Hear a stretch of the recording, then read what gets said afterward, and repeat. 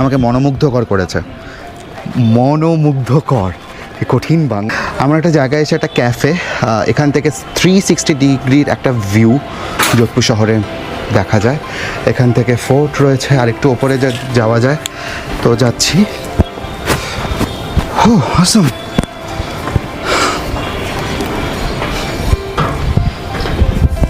এখানে বেসিক্যালি পুরোনো দরজা, ইটস নাইস, পুরোনো দরজা দিয়ে এটা আছে, যে কোনো সময় ভেঙে যেতে পারে, আমরা নিচে পড়বো, বাট নাইস।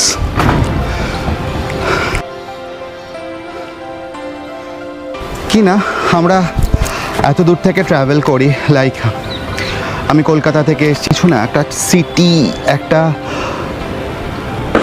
শহর যে ঘোরার আনন্দ, তার থেকেও বেশি আনন্দ সেই শহরের ওপর থেকে সেই শহরকে অনুভব করা।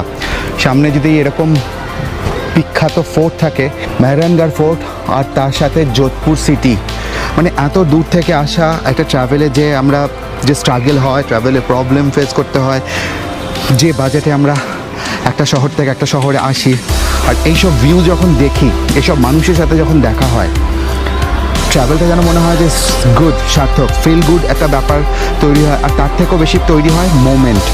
সারা জীবন এই মোমেন্টগুলো আমরা যারাই ট্রাভেল করি, ট্রাভেল ব্লগ হোক বা এমনি ট্রাভেল হোক, এই মোমেন্ট যেগুলো ক্রিয়েট হয়, সেগুলোর এক্সপিরিয়েন্স সারা জীবনে থেকে যায়। যেমন এই মুহূর্তে যোধপুরের, মানে হঠাৎ করে এই জায়গাটাতে আমি ঢুকেছি, যোধপুরের এই ভিউ আমাকে মনোমুগ্ধকর করেছে, মনোমুগ্ধকর। কঠিন বাংলা শব্দ ইউজ করছি, মনোমুগ্ধকর, but seriously it's a feel good moment.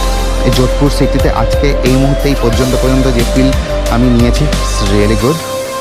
चाय शाय डेफिनेटली आना है यहाँ पे।